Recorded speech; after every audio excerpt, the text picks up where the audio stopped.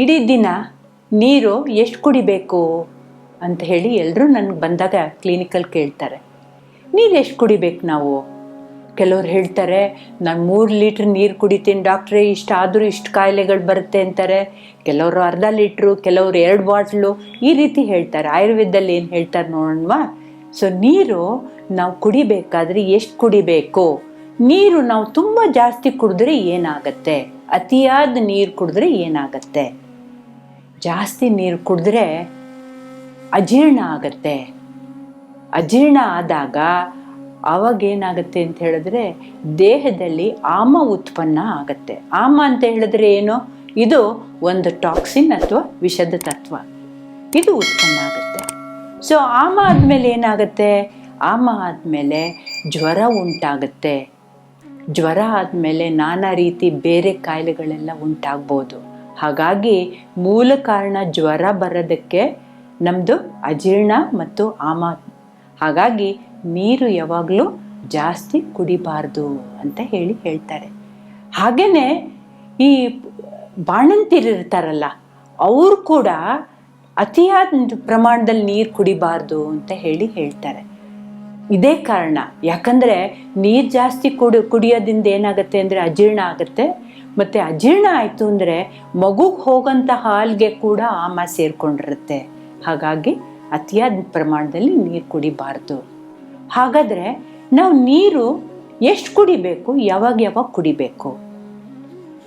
ನಾನು ನಮ್ಮ ದಿನಚರ್ಯದಲ್ಲಿ ಹೇಳಿದ್ದಾರೆ, ಉಷಪಾನ ಅಂದರೆ ಈ ಸೂರ್ಯೋದಯಕ್ಕಿಂತ ಮುಂಚೆನೇ ನೀರು ಕುಡಿಬೇಕು ಅಂತ ಹೇಳಿ.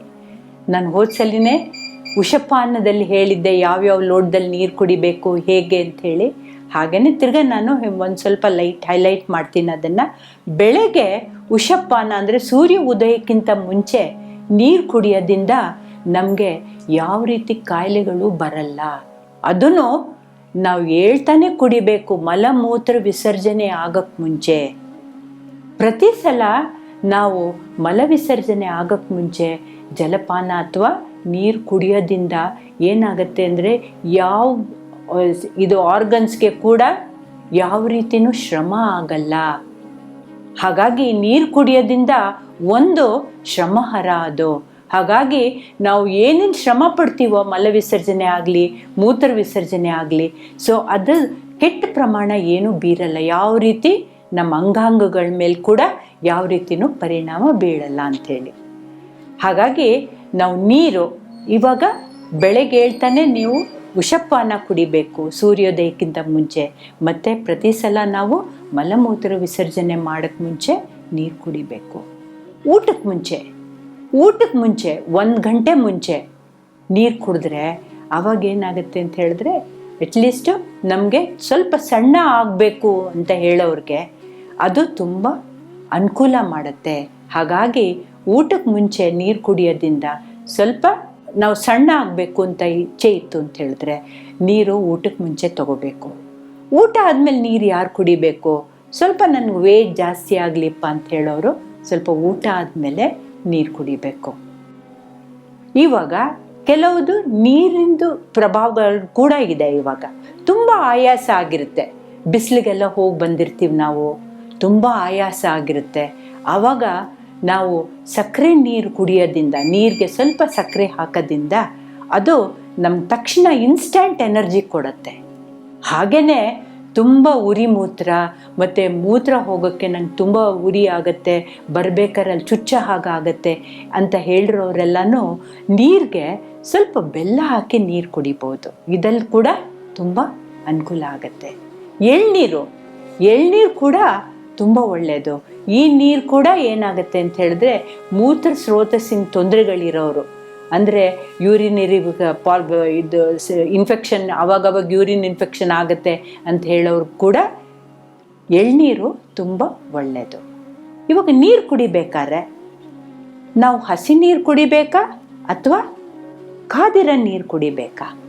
ಹಸಿ ನೀರು ನಾವು ಕುಡಿದ್ರೆ ಅಂದರೆ ಆದಾಗ ತತ್ಕಾಲವಾಗಿ, ಅಂದರೆ ನಮ್ಮ ಕೊಳೆಯಲ್ಲಿ ಬರೋಂಥ ನೀರು ನಾವೇನು ಸೇರಿಸ್ಕೊಂಡು ಪೀಪಾಯಲ್ಲೆಲ್ಲ ಇಟ್ಕೊಂಡಿರ್ತೀವಿ, ಆ ನೀರೇನು ಕುಡಿದ್ರೆ ತಕ್ಷಣ ಆ ಥರದ ನೀರು ಕುಡಿದ್ರೆ ಆ ನೀರು ನಿಮಗೆ ದೇಹಕ್ಕೆ ಅಂದರೆ ತಂಪು ಮಾಡುತ್ತೆ ಒಂದು, ಮತ್ತು ನಿಮ್ಮ ಆಯಾಸ ನಿಮಗೆ ಕಮ್ಮಿ ಮಾಡುತ್ತೆ, ನಿಮಗೆ ತೃಪ್ತಿ ಮಾಡಿಸುತ್ತೆ.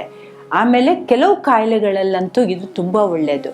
ಬೆಳಗ್ಗೆ ಉಷಪಾನ ಮತ್ತು ನೀರು ಕುಡಿಯೋದ್ರಿಂದ ಪೈಲ್ಸ್ ಪ್ರಾಬ್ಲಮ್ ಇರೋರಿಗೆ, ಮೋಷನ್ ಕರೆಕ್ಟಾಗಿ ಆಗದೇ ಇರೋರಿಗೆ, ಮತ್ತು ಮಲಬದ್ಧತೆ ಇರೋರಿಗೆ, ಉರಿ ಮೂತ್ರ ಇರೋರಿಗೆ, ಮತ್ತು ತಲೆ ಸುತ್ತು ಅವಾಗವಾಗ ಬರುತ್ತೆ, ವರ್ಟಿಗೋ ಅಂತ ಹೇಳ್ತಾರಲ್ಲ ಅಂಥವ್ರಿಗೆ, ಮತ್ತು ಪಿತ್ತದ ತೊಂದರೆಗಳಲ್ಲಿ ರಕ್ತಪಿತ್ತ ಅಂದರೆ ಉರಿ ಅಂದರೆ ರಕ್ತ ಇದಲ್ಲಿ ಹೋಗೋದು, ಬ್ಲೀಡಿಂಗ್ ಡಿಸಾರ್ಡರ್ಸಲ್ಲಿ, ಇಂಥದ್ರಲ್ಲೆಲ್ಲ ಈ ಹಸಿ ನೀರು ಕುಡಿಯೋದು ಒಳ್ಳೆಯದು.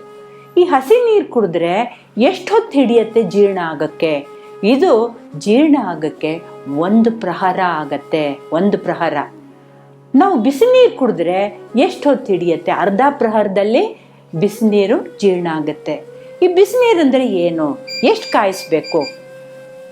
1 ಲೋಟ ನೀರನ್ನ ನಾವು ಅರ್ಧಕ್ಕೆ ಏನಾದ್ರು ಇಳಿಸ್ತು ಅಂತ ಹೇಳಿದ್ರೆ, ಇದು ನಾವು ಸಾಮಾನ್ಯವಾಗಿ ಎಲ್ಲ ರೀತಿಯಲ್ಲೂ ಮಾಡಿ, ಇವಾಗ ಜ್ವರದಲ್ಲಿ ಆಗಲಿ ಅಥವಾ ನಮಗೆ ನೆಗಡಿ, ಕೆಮ್ಮು, ದಮ್ಮು ಇಂಥ ಕಾಯಿಲೆಗಳಲ್ಲೆಲ್ಲ 1 ಲೋಟ ನೀರನ್ನು ಕುದಿಸಿ ಅರ್ಧಕ್ಕೆ ಇಳಿಸ್ಬಿಟ್ಟು ಅಂಥ ನೀರು ಕುಡಿಬೇಕು. ಈ ವಾತದ ಕಾಯಿಲೆ ಇರೋರು ಎಷ್ಟು ಹೊತ್ತು ಕುದಿಸ್ಬೇಕು?